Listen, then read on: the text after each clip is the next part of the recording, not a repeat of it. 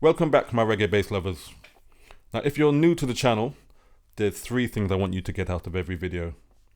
One, I introduce you to the reggae rhythms that every reggae bass player should know. Two, I introduce you to the bass creator that created these rhythms. And three, I dissect the playing from these creators and give it back to you guys to help you play better reggae bass and help you create better reggae bass lines. So stay tuned and see you on the inside.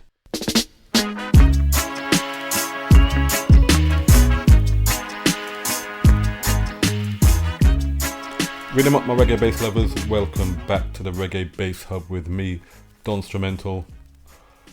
Now we've just hit the 30,000 subscriber mark, and I thank you guys for tuning in.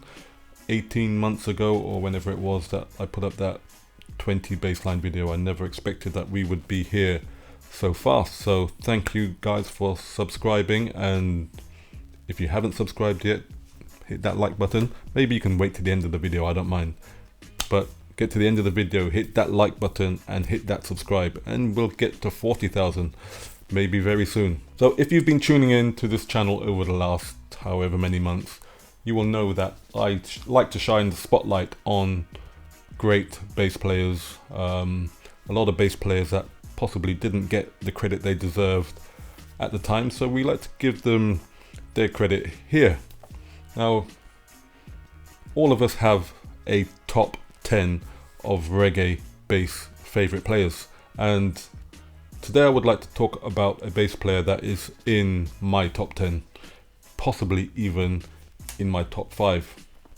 Now, what would put you in that top 10 or that top 5 or whatever is usually because you played that bass line on that song that stood the test of time.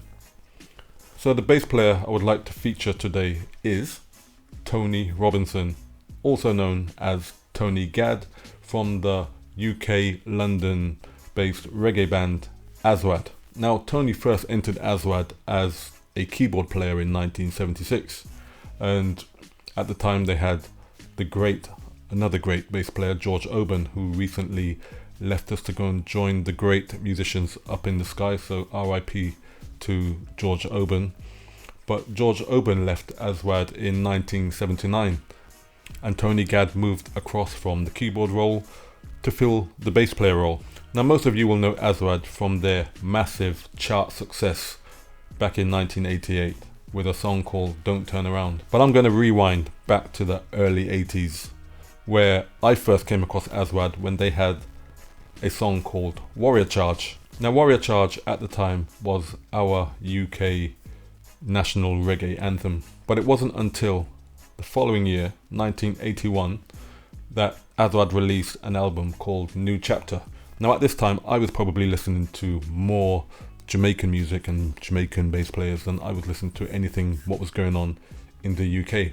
But when this New Chapter album came around, I realized that this UK reggae band are just as good as anything I'm hearing coming out of Jamaica. Now, the New Chapter album is full of great songs, great musicianship, and definitely great bass playing.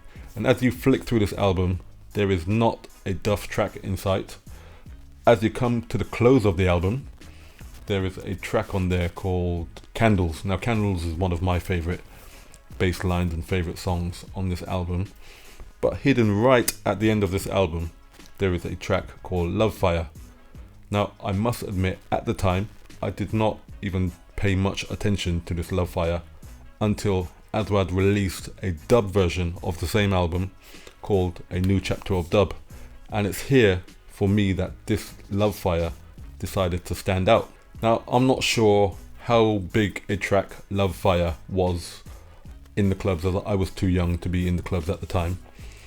But 2 years later, which would have been 1983, where I was starting to be in the clubs as a young person, probably shouldn't have been in there at the time, but around about 1983, Dennis Brown dropped a song called Promised Land. Now, the story as I know it, Aswad were on tour with Dennis Brown, and Dennis Brown heard Aswad playing Love Fire in the sound check, went on stage to jam with Aswad along to this Love Fire track, and literally sang Promised Land down in one take. They went to the studio a couple of days later and Promised Land was born as we know it and became one of Dennis Brown's all-time greatest hits. And what was the Love Fire rhythm now became the Promised Land rhythm. Now this rhythm, which is the Promised Land rhythm, aka the Love Fire rhythm, is up there with the greatest rhythms of all time. Now, aside from the great bass playing, which we will get to in a minute, it has this unique chord progression played by the great Clifton Bigger Morrison, which is it's a D minor, which goes to a F diminished 7, to a G diminished 7, and then back to the D minor, which is a really unique chord progression which I have never heard in any other reggae track. If you've come across it in any other track, you can stick it down in the comments and let me know and we can share this together. This rhythm has been covered recently by Leela IK, a song called Second Chance, and before that it was Keep Them Talking by Garnet Silk. So quite a lot of time when you hear this rhythm played, it's played D minor to A minor.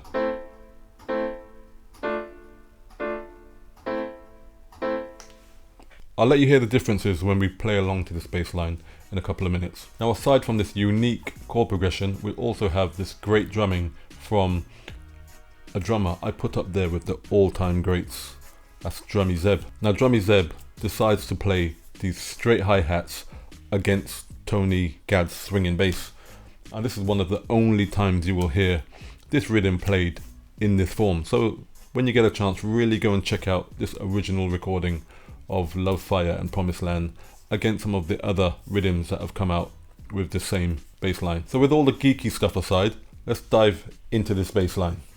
So first of all, let me give you the notes. We're in the key of D minor, and first we have D, fret 5 on the A string, F, fret 3 on the D string, G, fret 5 on the G string, A, fret 5 on the E string, and C, fret 3 on the A string. So D, F, G, A, C.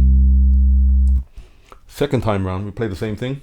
D, F, G, A, C, and we have a low F, fret 1 on the E string. When we get to the bridge of the song, we have the D, we drop down to the F, we have G, fret 3 on the E string, and we have an A, fret 5 on your E string. So first of all, I'm going to play this slowly for you, then I'm going to play it at the normal speed, and then we'll talk about all the magical stuff that's going on underneath.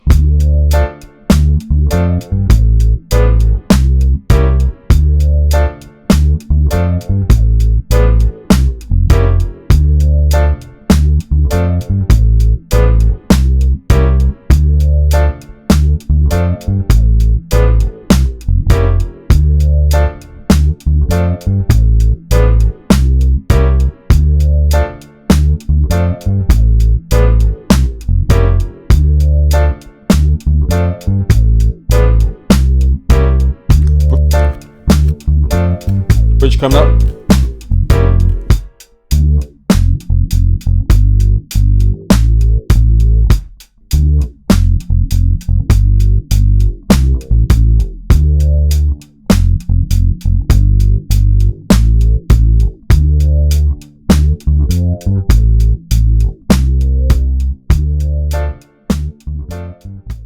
So here we have the recorded tempo.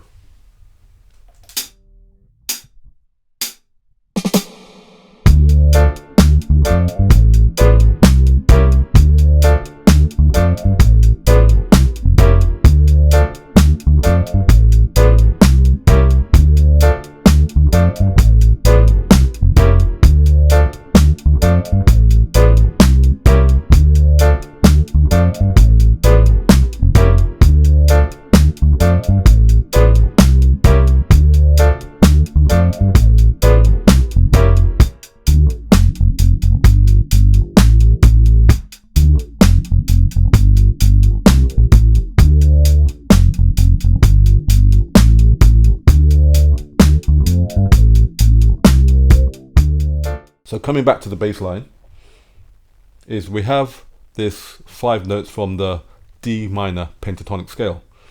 So if we were just to play a straight D minor pentatonic, we get D, which I showed you earlier, fret 5 on the A string, F, fret 3 on the D, G, fret 5 on the D. We have the A, we played the A down here before, but now we're going to play the A up an octave, which is fret 7 on the D, C, which is fret 5 on the G, and finish back on D.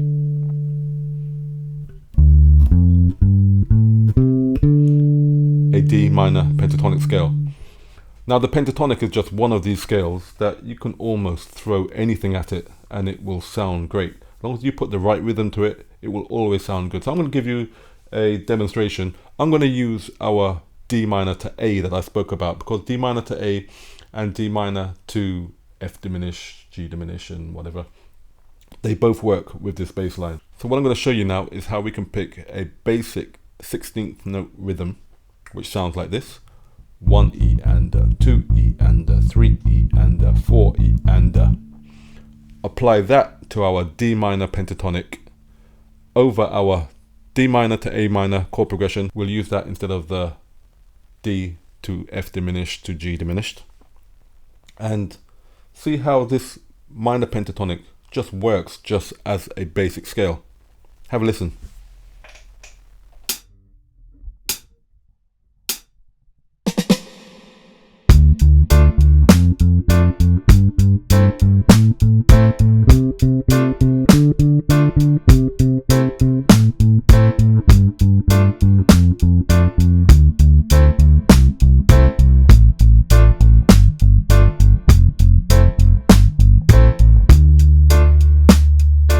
So that was our D minor pentatonic scale, just with the notes in order. I came back to the root and carried on going down, which was C, A, G, F. They're still the same notes of the pentatonic scale. So what we're going to do now is we're going to pick a rhythm with a little bit of imagination. We're just going to use the same 5 notes and see what we can come up with over this D minor to A minor chord progression using the D minor pentatonic. So what I'm going to play is I'll play a, and because I know the scale inside out, I can actually work this out in my mind without the instrument. And that's the whole point of learning a scale in the first place. Make sure you can sing the scale and you can hear the notes in here before you can play it here. So what I'm going to play is a D, C, and an A. So the rhythm's going to be, then I'm going to play that up an octave. So we have D, C, and A. So what we have is, then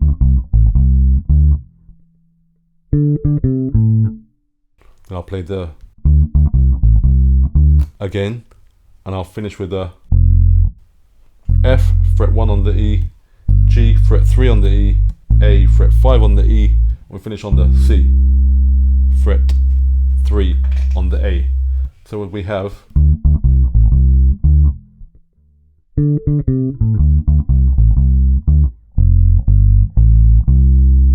now what I like to have when I'm playing is this question and answer thing going on. And sometimes it's just one note can make the difference between the question, and another note will make the difference between the answer.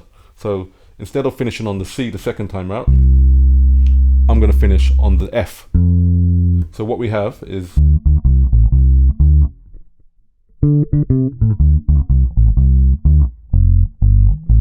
as a question, here's the answer.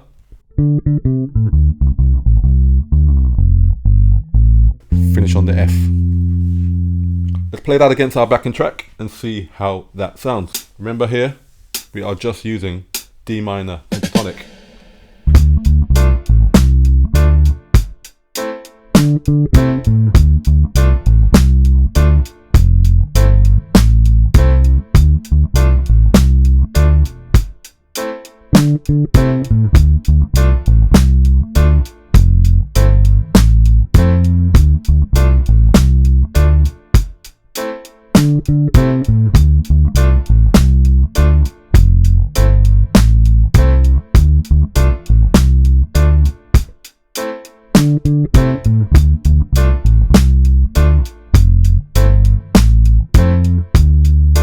let's try that. Normal tempo.